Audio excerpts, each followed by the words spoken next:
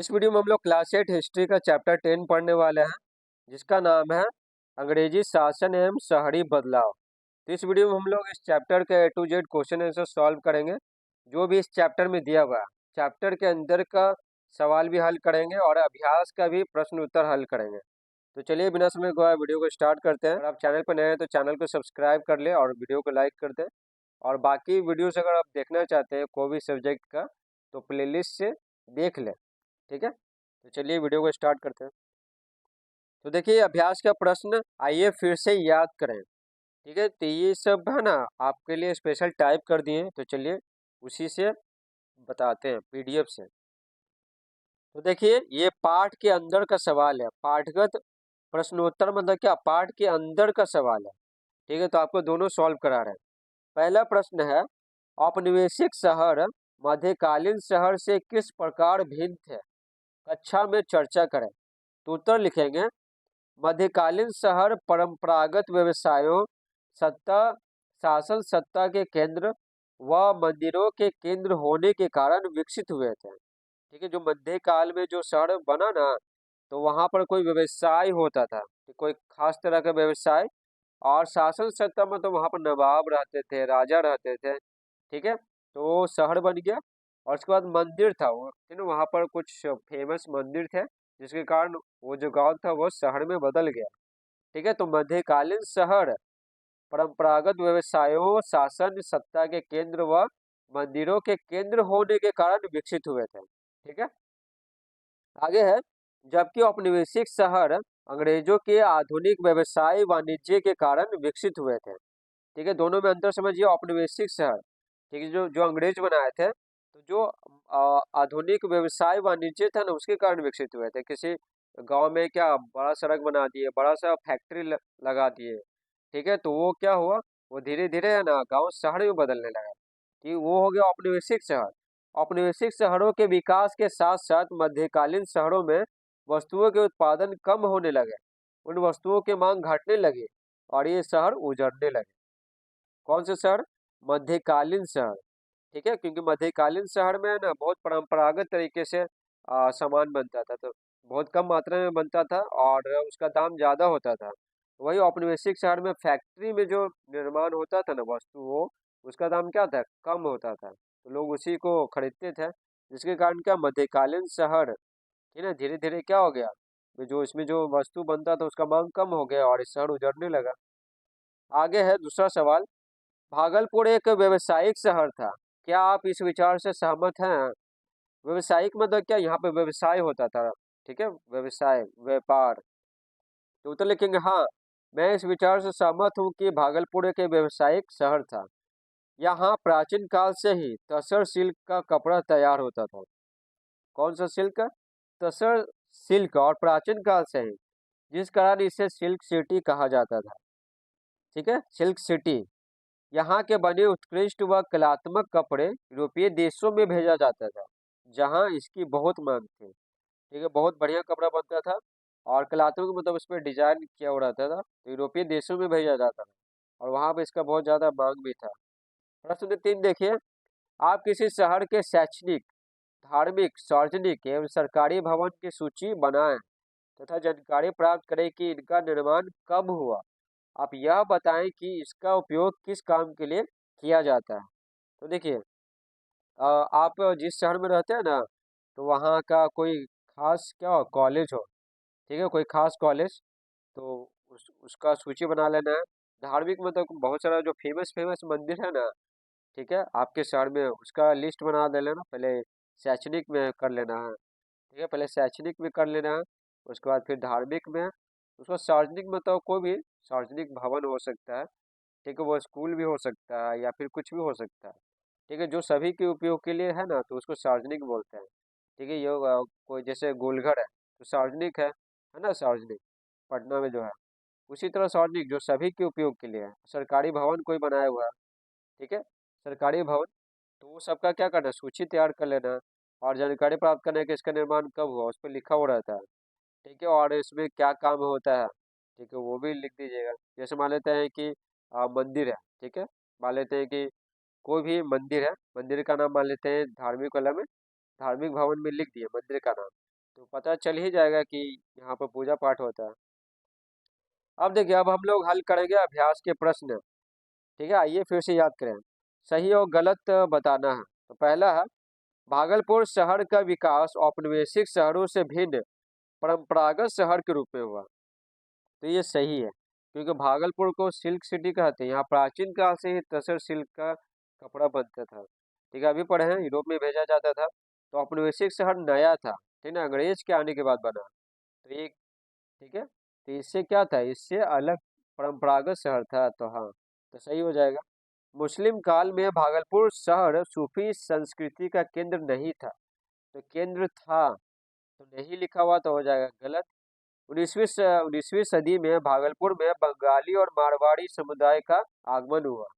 तो हुआ था, बंगाली और मारवाड़ी समुदाय का आगमन, तो हो जाएगा सही। ठीक है, तो क्या हो गया, यहाँ पर सही, गलत और सही। अगला सवाल है 4 नंबर। भारत में आधुनिक शहरों का विकास औद्योगिकीकरण के साथ हुआ। औद्योगिकीकरण मतलब क्या, बहुत बड़े बड़े फैक्ट्रियों का लगाया जाना। ठीक है, तो आधुनिक शहर फैक्ट्री लगने के कारण नहीं बना, तो हो जाएगा सही। प्रेसिडेंसी शहरों में गोरे और काले लोग अलग अलग इलाकों में रहते थे, तो हो जाएगा सही। ठीक है, जैसे मान लेते हैं कि दिल्ली हो गया, मुंबई हो गया, कोलकाता हो गया, चेन्नई हो गया। ठीक है, ये सब जो प्रेसिडेंसी शहर थे ना, तो वहाँ पर गोरे और काले लोग अलग अलग इलाकों में रहते थे, तो हो जाएगा सही। अब देखिए, अब क्या करना है, जोड़ा बना रहा है, निम्नलिखित के जोड़े बना। तो जोड़ा बनाएंगे, तो यहाँ पर देखिए, प्रेसिडेंसी शहर, ठीक है, बम्बई, कलकत्ता, मद्रास। मद्रास ये चेन्नई का पुराना नाम है। ठीक है, मद्रास। तो मिला दिए, इस तरह से मिला देना है। प्रेसिडेंसी शहर क्या, बम्बई, कलकत्ता, मद्रास था।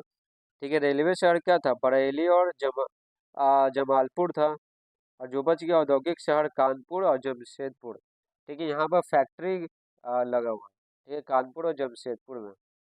ठीक है, टाटा स्टील वाला लगा हुआ जमशेदपुर में, झारखंड है। और कानपुर कहाँ है, उत्तर प्रदेश में। अब देखिए आ गया प्रश्न 3, रिक्त स्थानों को भरें। का है, भागलपुर नगर पालिका की स्थापना डैश ईस्वी में हुई थी। तो कब हुई थी, 1864 ईस्वी में। ठीक है, भागलपुर में सिल्क कपड़ा उत्पादन का केंद्र डैश और डैश था। तो कौन था केंद्र, चंपानगर और नाथनगर। भागलपुर में सांस्कृतिक गतिविधियों को बढ़ावा देने वाले प्रमुख संस्कृति कर्मी, ठीक है, डैश थे। तो कौन थे, जनार्दन प्रसाद झा द्विजा। जनार्दन प्रसाद झा द्विजा। ख है, रेलवे स्टेशन कच्चे माल का डैश और आयातित वस्तुओं का डैश था। तो देखिए, रेलवे स्टेशन कच्चे माल का संग्रह केंद्र था, और आयातित यानी जिसको दूसरे देशों से मंगा रहे हैं, तो आयातित वस्तुओं का वितरण केंद्र था। वितरण यानी क्या, बांटेंगे। अंग है, कालजयी उपन्यास देवदास की रचना शरद चंद्र चट्टोपाध्याय ने की थी। ठीक है, किस उपन्यास की रचना, देवदास। ठीक है, तो डेट से स्पेशल आपके लिए कर दिए ताकि आपको स्पष्ट रूप से दिखाई पड़े। तो चैनल पर नए तो चैनल को सब्सक्राइब कर ले, आप सबके लिए इतना मेहनत से वीडियो बनाते हैं। अब हम लोग अध्ययन करेंगे, अब हम लोग पढ़ेंगे क्वेश्चन आंसर। आइए विचार करें। तो देखिए, शहरीकरण का आशय क्या है, तो उत्तर लिखेंगे, उद्योग, खनिज, व्यापार और खासकर राजनीतिक राजधानी के कारण जहां लोगों का एकत्रीकरण होता है, यानी ज्यादा लोग जमा हो जाते हैं, बहुत ज्यादा, वह स्थान शहर में परिवर्तित होने लगता है। ठीक है, तो लोग एक जगह कैसे आते हैं, काफी संख्या में। जहाँ फैक्ट्री लगा हुआ, उद्योग हो, या खनिज मिले, जैसे कोयला मिले, ठीक है, कॉपर मिले, एल्यूमिनियम मिले, तो फैक्ट्री तो लग ही जाएगा, खान से निकालेंगे कैसे, तो फैक्ट्री लग जाएगा। उसके बाद व्यापार हो, या फिर राजनीतिक राजधानी हो, राजा महाराजा का जो राजधानी होता है, ठीक है, तो बस हो जाएगा। तो ये क्या है, ये जो गांव है ना, शहर में बदल जाएगा। तो उस प्रक्रिया को शहरीकरण कहते हैं। ठीक है, गांव का शहर में बदलना है ना, शहरीकरण कहते हैं। ठीक है, वो किसी कारण हो सकता है, जैसा अभी बताया, कोई फैक्ट्री लगे, उद्योग है, खनिज मिल जाए किसी खास जगह पे, कोई बहुत ज्यादा व्यापार हो, या फिर राजधानी हो। ठीक है, आगे देखिए, शहरों में प्रशासनिक प्रशासन, जैसे पटना में क्या मुख्यमंत्री रहते हैं। ठीक है ना, बहुत सारे कार्यालय क्या है, बिहार का पटना में है। तो ये प्रशासनिक हो गया। ठीक है, तो शहरों में प्रशासनिक, शैक्षणिक यानी पढ़ाई लिखाई से संबंधित, न्यायिक आदि संस्थान होते हैं। जैसे कोर्ट होता है ना, न्यायिक होता है, न्याय दिलाता है।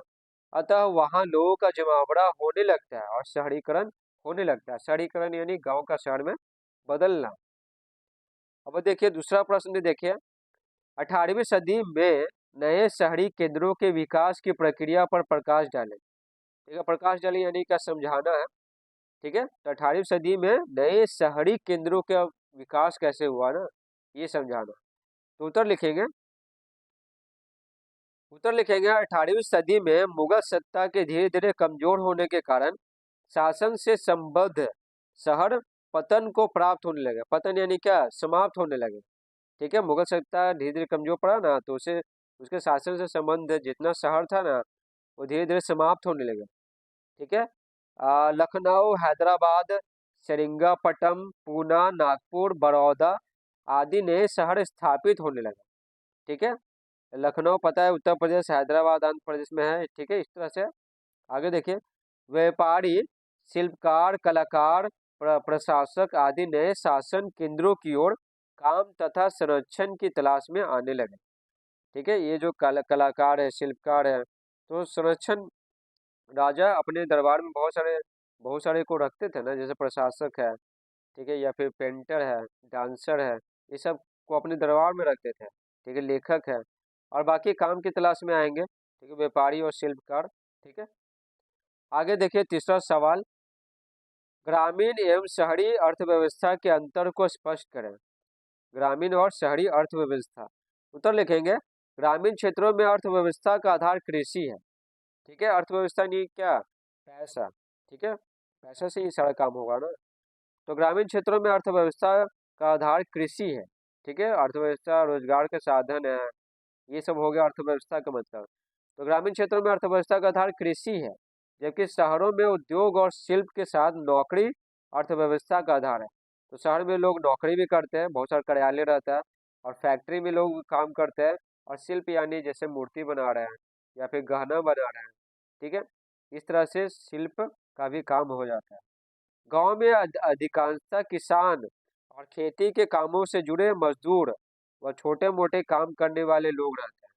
ठीक है, छोटे मोटे काम करने वाले लोग, जैसे छोटा मोटा मिल खोले हुए हैं। ठीक है, इस तरह से हम मजदूर रहेंगे और किसान तो रहेंगे ही।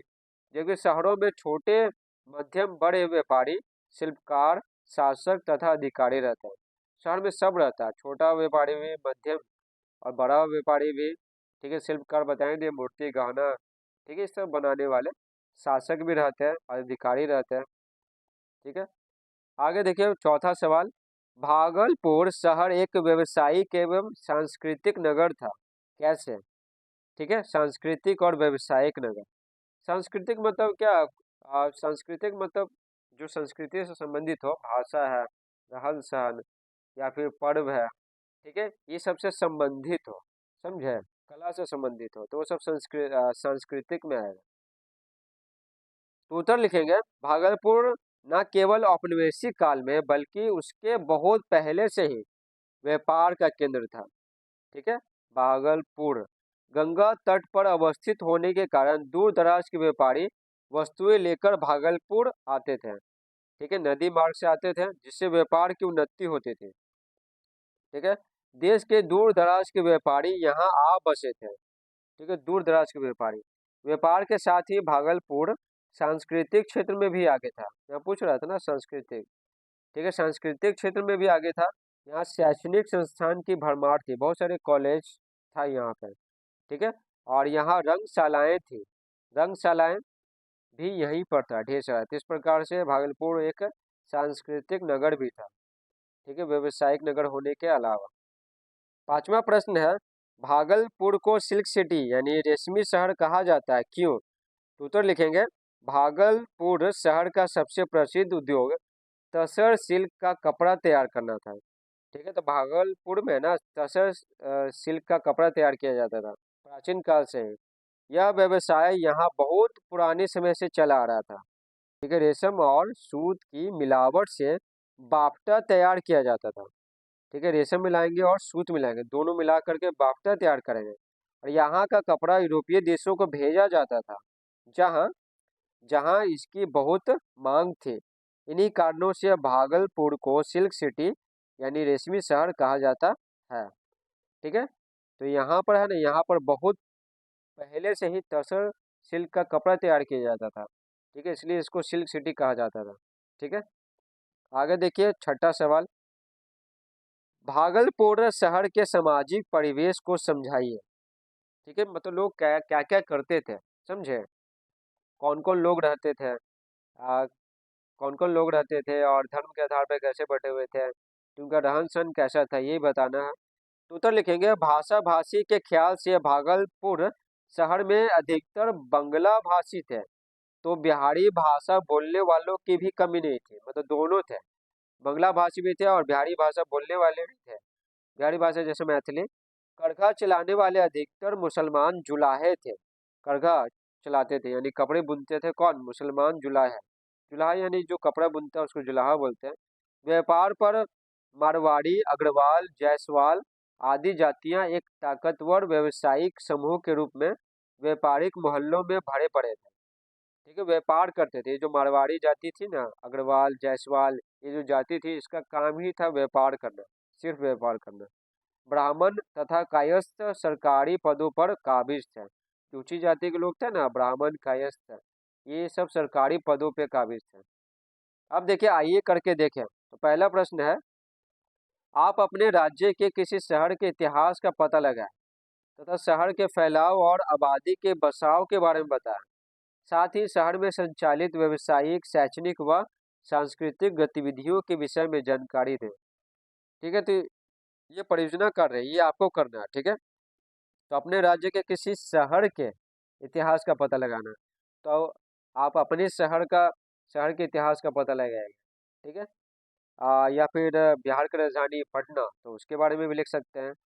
तो पटना के बारे में लिख देंगे तो और बढ़िया है, ढेर सारा डेटा मिल जाएगा आपको नेट से। ठीक है, तो शहर कितना, पटना शहर कितना में फैला हुआ, आबादी कितना है। ठीक है, यहाँ पर बहुत सारा व्यवसाय होता है, व्यापार होता है, शैक्षणिक, यहाँ बहुत सारा कॉलेज है।